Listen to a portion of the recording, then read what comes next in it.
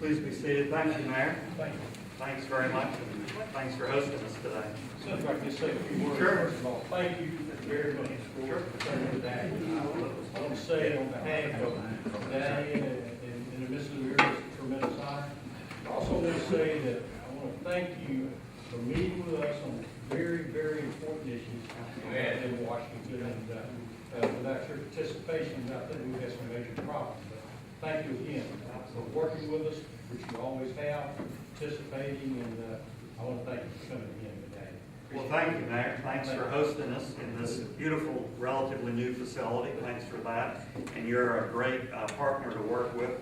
Thanks for all that continuing partnership on the Ford project, on fiber to the home and businesses, everything else we're working on. Thanks. And welcome, everybody. I also want to recognize former Mayor Glenn McLaughlin, Faraday, I'm mangling that name, I'm sorry. Concordia Assessor Johnny Crane, Vidalia City Coordinator Larry Chauvin, State Representative Andy Anders, and School Board Member Tom O'Neill. And did I miss any other elected officials? I apologize if I did, but welcome to everybody. FJ Clark, our tax assessor. Yes, thank you, thank you. Welcome to everybody. This really isn't my town hall meeting, this is your town hall meeting. And the agenda is whatever you want it to be. When I first ran for this job, the very first commitment I made was to really work to stay in touch with folks, including by having an in-person town hall meeting like this in every parish, every Congress. And so I've done that, 350 plus in counting. And it's a great way to, by definition, get in every corner of the state and meet with folks and really hear from folks firsthand. This is a little handout, which you should have gotten walking in. Has my contact information, please keep that. And it just lists some significant issues I've been working on. So just to get the conversation rolling, let me mention them. One is Obamacare, a lot of issues we can talk about there, I'm sure we will, including ending the Washington exemption from Obamacare. It's outright ridiculous, in my opinion, that Washington really gets a pass on the mandates and the requirements of Obamacare that everybody else is supposed to be living with. And so I have legislation in that to make sure that Congress and our staff go to the Obamacare exchange with no special exemption and no special subsidy.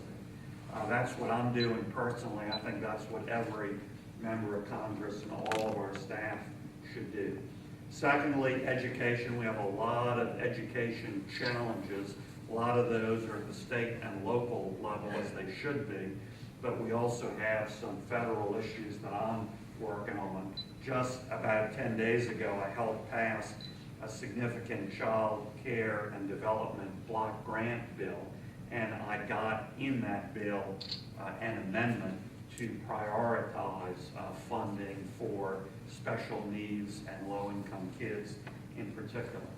And then I mentioned food stamp fraud. We need to do a better job across the board in government, starting in federal government, in terms of ending waste and fraud and abuse. And unfortunately, we have that in several significant programs. That hurts the people who truly deserve and truly need the help. We need to do a lot better at rooting out that waste and fraud and abuse, so I mentioned that as well. But please keep this, and please keep all my contact information here. That's important. With that, why don't we just throw open the floor. Raise your hand if you have a comment or a question. Stand up and please be as concise as possible, but I'd love to hear what's on folks' minds. Who wants to start us off? I will. Okay. Tony Bray, how y'all doing? Good, Tony. Is the intention of you running for governor is still on the table? Yeah, I'm going to be doing that. That's next year. Yes. Yeah, I'm definitely going to be doing that. My wife and I thought about that and decided a few months ago. So be plenty of time to talk about those issues for next year. But I'm doing a lot of homework, spending time traveling the state this year and reaching out to people to listen and to learn about those key challenges that we're facing here as a state. Thank you. Well, thank you. Senate is I happen to be the top ranking Republican on the Environment Committee.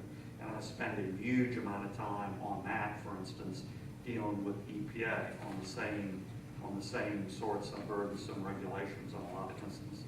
But anything y'all can feed us in addition to try to deal with FDA, we will. Yes, sir. Bill Beasley, Chairman of the Carter Yeah, Parish Phil. Drainage Committee. Great. First of all, thanks a lot for your time a few weeks ago. We Sure. met with you. Yeah, In absolutely. Washington and Happen to me. on the drainage issues there. And thank you for your support. Sure. And Mike, do you have any information since we presented? Yeah, there's no immediate updates since we met.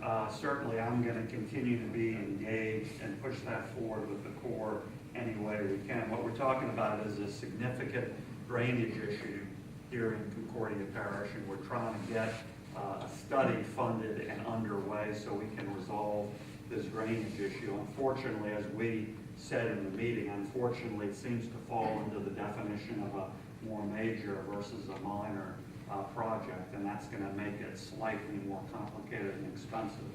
But we're moving forward with the Corps and trying to get that done. So I look forward to that partnership, continuing partnership. Heather Malone, I've worked with you before with economic development Right. issues in Concordia Parish, but on a personal note, I'm happy to hear that you're taking a stance with children with developmental disabilities Right. and assisting with funding with that. Sure. I have a child with developmental disabilities that has major special needs, and we've run across many issues where we receive no assistance through Social Security or Medicaid programs, which I know that's more on the state level. Right. But I would, like for you to take a closer look at, ways that families can receive support. Sure. Regardless of their income, just because it does take many resources to raise a child with Sure. developmental disabilities. And this community has fully supported us in our efforts with the needs that she's had, because we've not been able to receive any federal or Yeah. state help. So Yeah.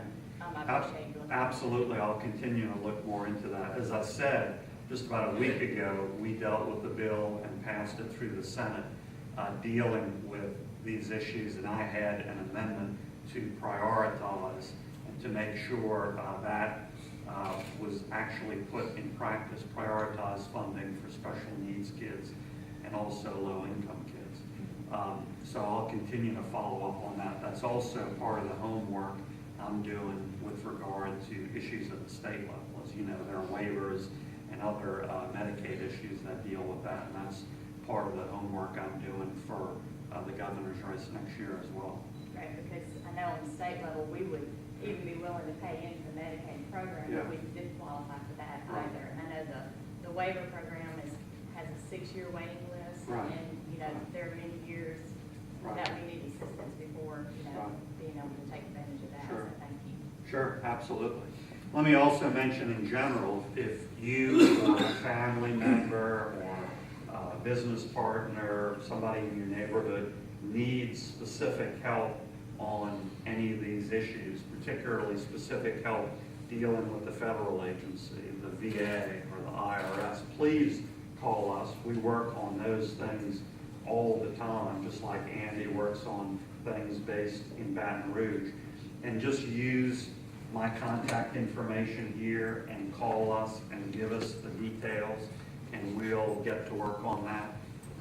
I alone can't change the law. That's what I have to fight in the Senate to try to pass legislation to do. But I can work on individual cases and make sure the appropriate agencies are following the law with regard to a particular case and responding to you or your family member in a much more timely way.